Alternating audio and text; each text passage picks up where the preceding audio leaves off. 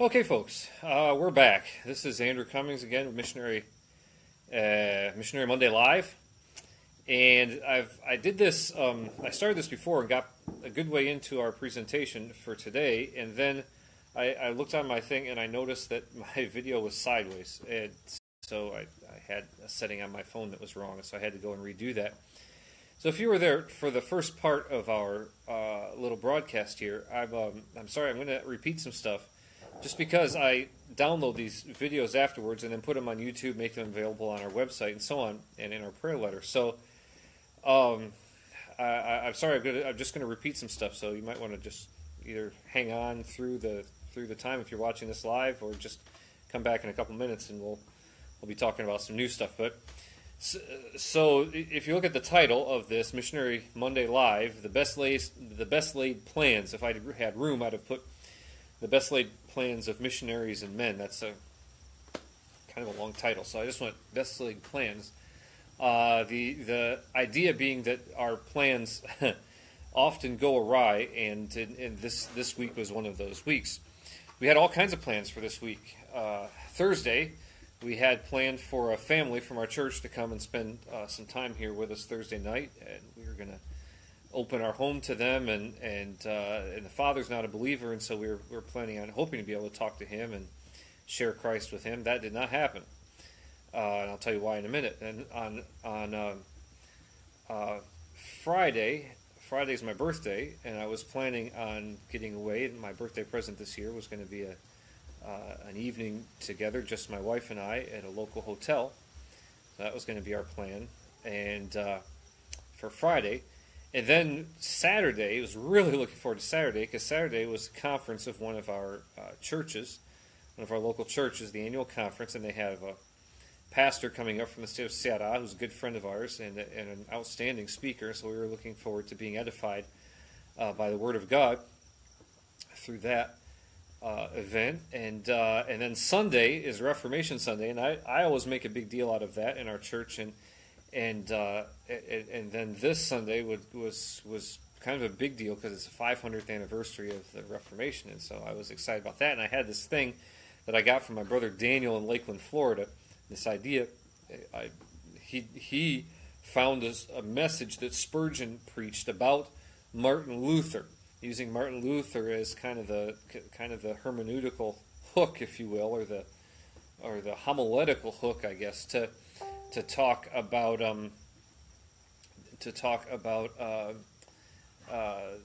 the passage in Habakkuk, the just shall live by faith, and so so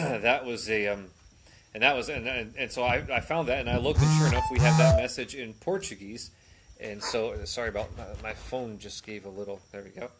That message in Portuguese, I found it and made a few modifications. Was going to preach that Sunday. So we were really looking forward to a very full weekend, starting actually on Thursday. Tuesday evening, we went and visited my brother-in-law and sister-in-law. They just had a little baby, little Joaquin, and we went and visited them. And while we were visiting them, while we were talking to them, I noticed there was something in my eye. And I was trying to get this is annoying, something in my eye, and I couldn't get it out. I didn't really think much of it. I saw something, my eyelash or something got embedded up in there, and drove home, and it was really late by the time we got home, so I didn't do too much. We just went to bed. And when I got up in the morning, Wednesday morning, I had full-blown pink eye. I think, pink eye? What is this? 5th grade? I haven't had pink eye since forever, and pink eye is the stuff we stay home from elementary school because of pink eye. We don't get pink eye when we're adults. Well, I got pink eye. Conjunctivitis, which is in Portuguese, they call it the Portuguese word conjuntivite, which is conjunctivitis. And so that's what I had. Yeah, there was no doubt. We even went up online. Symptoms, yep, it's conjunctivitis. Plus the whole eye being pink thing. It was a big dead giveaway. And it started at one eye, and then on Wednesday it effectively moved to 2 eyes. And so I was in a bed, and it was really bad pink eye. I mean, there's pink eye where your eye turns a little pink, and there's pink eye where you're just kind of swollen shut, and you're looking out through 2 little slits, and every time you roll your eyes, it hurts. And that's the kind of pink eye I had. Every time you try to do something just a little different with your eyes, it would hurt. It was painful. Um, so I that was Wednesday, and I looked at my whole weekend just going up in smoke. And so we called the family that was coming over, said, you're probably not going to want to come over tomorrow because we don't want to give pink eye to your whole family. Friday, I had to call the hotel. I said, listen, I'm not going to be able to make my Friday reservation. Can you put it for a couple weeks away? And they did, so that was all taken care of. And the toughest thing was having to talk to my fellow pastor here and say, I'm not going to be able to make your church's conference, especially after at our conference, which was just 2 weeks ago. He was there, and they had a whole bunch of people there from the church. So they had, that whole dynamic was going on, and then I had to cancel, and then I said that was the hardest. Actually, the hardest thing was on Sunday, canceling my own presence at our church, and I felt very bad about that, and not being able to give the Reformation Sunday message. I'm still going to give it, just next week, or this coming Sunday. Fortunately, our Pastor Foncivaldo, our team member, he was right there, ready to take over the reins of the service, and so everything went fine, and our church stepped up and did a great job, and everything happened the way it was supposed to happen. So that brings us to today, which is Monday. As about Saturday, my eyes were feeling better, but still a little red. I don't know if you can see. I think they're probably still just a tad red right now, but they feel a lot better. A little scratchy. Not nearly as bad as they were. I'm still avoiding being where there are a lot of people, although in a few minutes, and if you want to pray for me, in a few minutes, there's a little boy in our church named Kalwan. Some of you who've been to visit us have met Kalwan. Kalwan has come to our church faithfully. He comes from a very bad family background. He has an uncle who's been like a father to him. His father's not in the picture, but he has an uncle who's been like a father to him. And this uncle was in his 30s, early 30s, like 32, 33, something like that. And he died. And just recently, very sudden heart attack, massive heart attack, and just died. And this was this morning. And so we got our church around, and I just talked to our deacons, and we're setting up a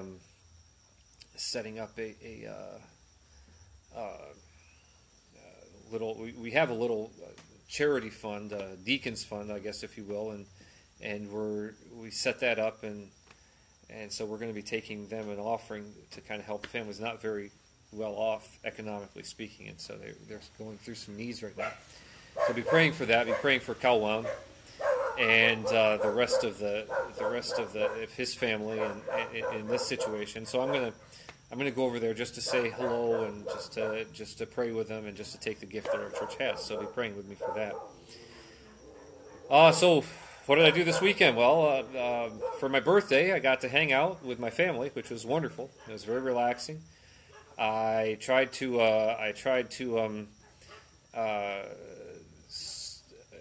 keep up with all the wonderful things that people said on my Facebook feed. With no success, I was not able to keep up with them. I missed a lot of people, I'm sure, but if you were one of them, thank you very much for your kind words on our Facebook feed. It was a very pleasant, other than the pink eye, it was a very pleasant birthday. At the evening, we got pizza.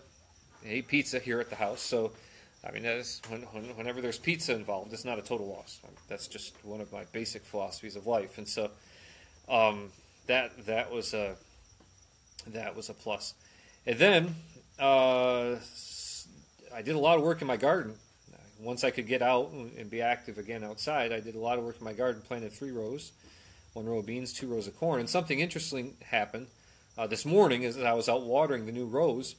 There's a guy that walks by, and he walks by every morning as I'm out watering my garden, and he's got a hoe on his shoulder and some other garden utensils with him often. And hey, how's it going? Hey, how's it going? Well, today he stopped and said, so what you planting there? And I said, well, I planted some carrots and some lettuce, but that didn't grow. It's not growing very well. So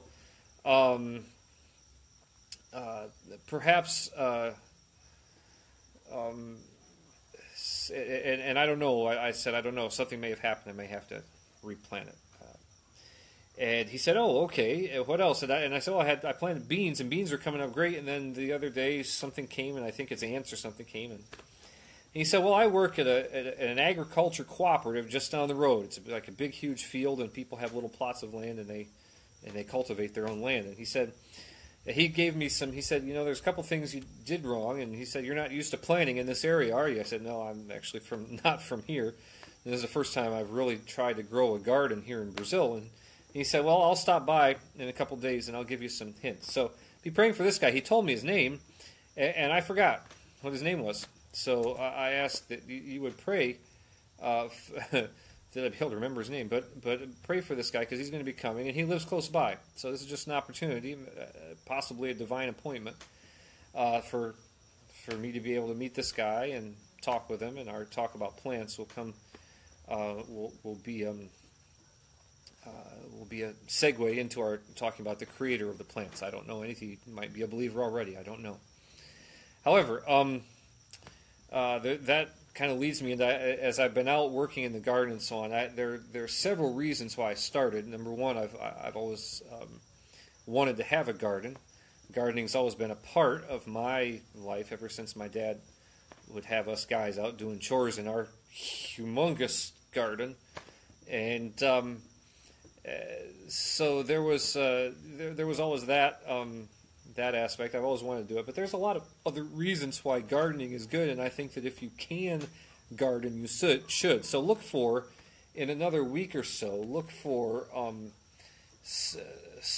article to come across as to why I garden. I'm going to do this in English and in Portuguese, I hope. I have it all written up here. I was actually writing it this morning as I was gardening. So some interesting things happening. Now, I want to give you a couple links down here in our page. I haven't done this in a while, so I'm going to pull them up. And my internet access, I'm very happy that I'm actually able to do this here because my internet access is not that great. But it's my internet. It's just not been that fast today, so this might take a little bit. Here we go. I'm putting up a link underneath the video that I'm doing here, and that link is to another video that I did, and I did this video.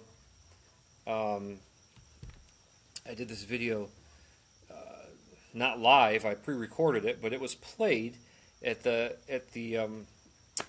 meeting at the 75th anniversary meeting of the Northeast Fellowship of Independent Baptist Churches, and I stumbled over that name. When I was growing up, it was called the Empire State Fellowship, and it's the fellowship of regular Baptist churches and independent Baptist churches in New York State. And this is a great fellowship, and I won't belabor it too much now. I was given the opportunity to pre-record this message that was played for them. It was a huge honor for me to be able to do this, and I put the link there. So if you want to listen to that message, you can. It's just a short message, but it talks about how much, and that Empire State Fellowship of Churches had a huge impact on my life, my formative years, and I kind of cut my teeth theologically in their sessions, and got to know a lot of pastors, and as a result, even though my sending church is in Lakeland, Florida, the vast majority of my support comes from upstate New York. So it's just a huge impact they've had in my life, and so that video's there. You can see it. I'm gonna throw another video or another link. Yeah, it's another video too. This was a great day for videos. Sorry about that, guys.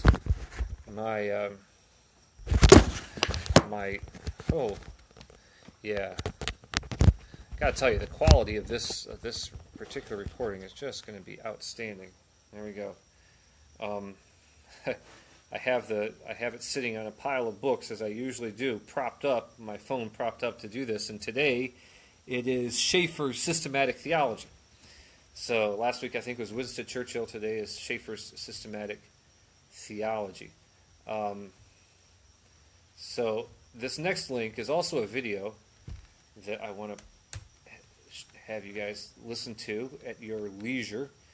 And it is a few weeks ago, or a few days ago, a couple weeks ago, I was given the chance to go to this presentation of a group called Mata Brass. Now, Mata comes from the state of Maranhão. And brass, of course, is brass in English, brass. And it's a brass quintet, if you're familiar with a Canadian brass or Empire brass, that has the same makeup, 2 trumpets, a French horn, a trombone, and a tuba. And they play, but they're outstanding. And they play mostly, not exclusively, but mostly Brazilian traditional music.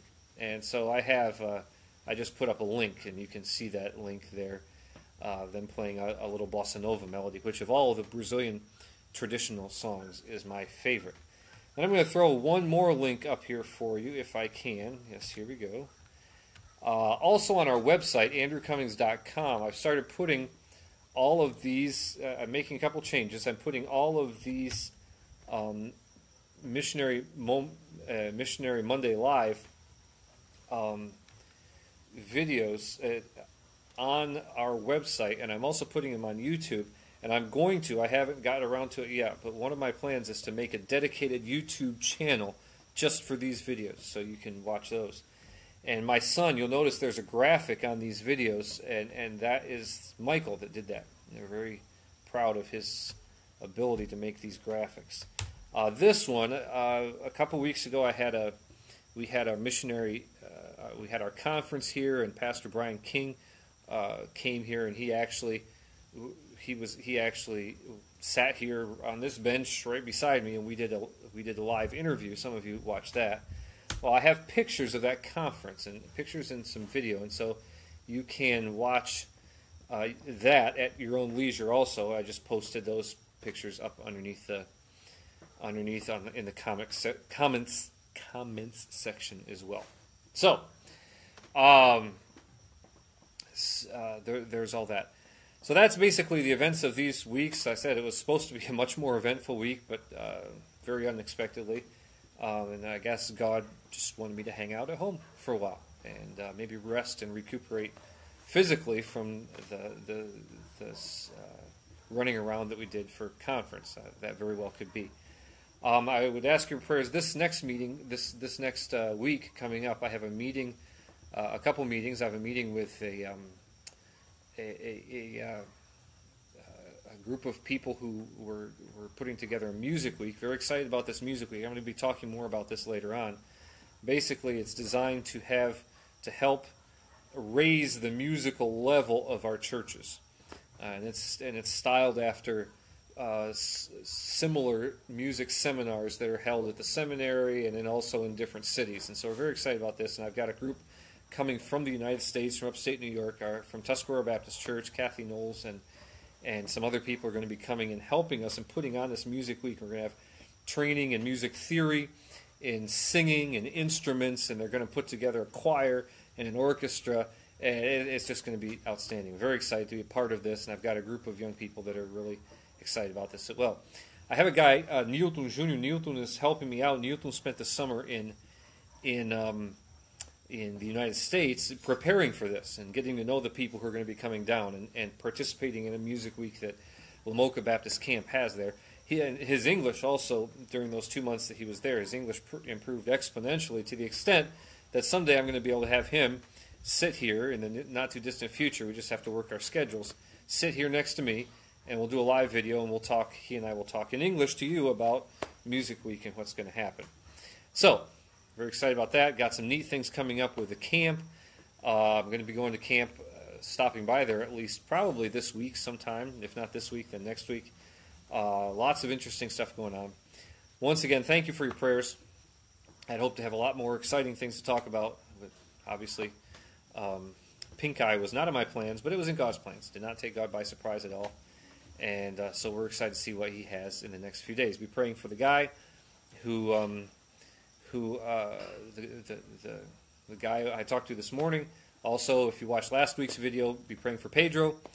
Pedro still needs prayer. Pedro still has not accepted Christ as his Savior, so pray for Pedro. And if you watch the video from last week, you'll see we put up the graphic that my son made based on an image someone sent me. My brother Joe sent me an image from the movie. Napoleon Dynamite, and if you've seen that, I'm sorry, but the vote for Pedro, and he switched it to pray for Pedro, and so we've got up there, and hopefully you'll pray for him and for some other guys in our church who are coming to our church, who've been coming to our church for quite a while. We've been praying for them for quite a while. They have not accepted Christ. All right, well, that's our video for today. That's what I've got, and hopefully next Monday we'll have some more things to report, maybe some more exciting things, I'm not sure. Between now and then, take care. Thanks for listening.